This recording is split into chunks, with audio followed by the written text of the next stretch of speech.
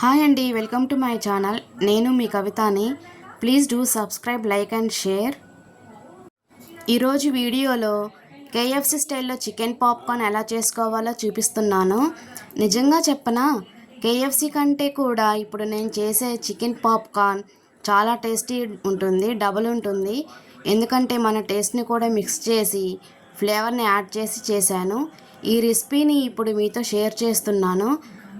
పైన క్రిస్పీగా, లోపల సాఫ్ట్గా, జ్యూసీగా చాలా టేస్ట్ ఉంటుంది. మన ఇంట్లో అయితే ఎన్ని చేసినా కూడా తక్కువే. అంత పర్ఫెక్ట్గా పాప్కార్న్ ఎలా రెడీ, సింపుల్గా, ఈజీగా ఈ రెసిపీని ఎలా చేయాలో చూపిస్తున్నాను. ఎప్పుడైనా ఒకసారి ఇంట్లో చేసుకోవడంలో తప్పు లేదు. మరి ఆలస్యం చేయకుండా ఈ రెసిపీని ఎలా చేసుకోవాలో చూసేద్దామా?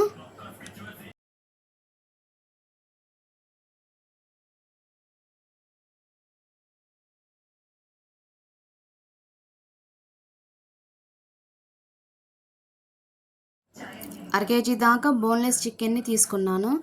చికెన్ని చిన్న పీసెస్గా తీసుకోవాలండి. ఎందుకంటే పాప్కార్న్ చేసేటప్పుడు అందులో ఫ్లోర్ కూడా మిక్స్ చేస్తాం కాబట్టి సైజ్ అనేది పెరుగుతాయి. అందుకని మీకు ఏ సైజులో కావాలో అలా చిన్న పీసెస్గా కట్ చేసుకోవాలి. అరకేజీ చికెన్ శుభ్రంగా కడిగి చిన్న బౌల్లోకి తీసుకోండి. 1/2 టేబుల్ స్పూన్ పసుపు, 1/2 టేబుల్ స్పూన్ ధనియాల పొడి, 2 table spoon red chilli powder, 2 table spoon salt,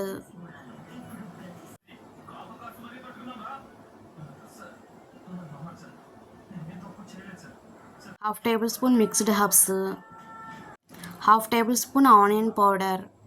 onion powder లేకపోయినా ఆనియన్స్ ఫ్రై చేసి పౌడర్ చేసి వేసుకోవచ్చు. Next 1/2 table spoon garlic powder,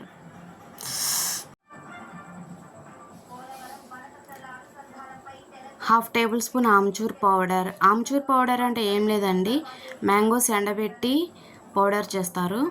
next 1 table spoon soya sauce, 1 table spoon vinegar,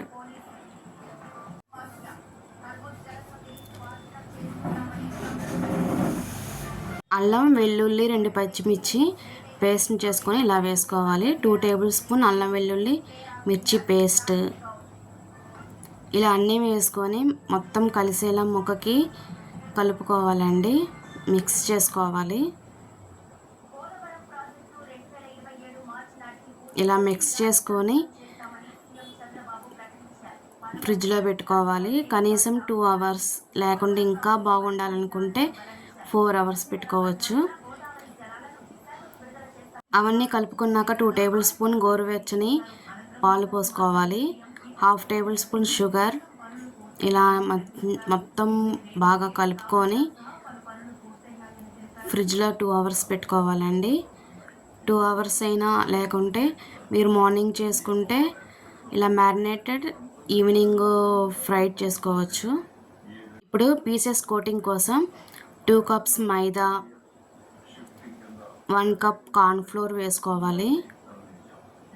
దీంట్లో 1 table spoon salt, 1/2 table spoon mixed herbs, 1 table spoon red chilli powder, 1/2 table spoon garlic powder వేసుకొని మొత్తం మంచిగా కలుపుకోవాలి. ఇప్పుడు మనం మ్యారినేటెడ్ చేసుకున్న చికెన్ పీసెస్ని, ఒక్కొక్క పీసెస్ని దీంట్లో వేసుకొని కోట్ చేసుకోవాలి.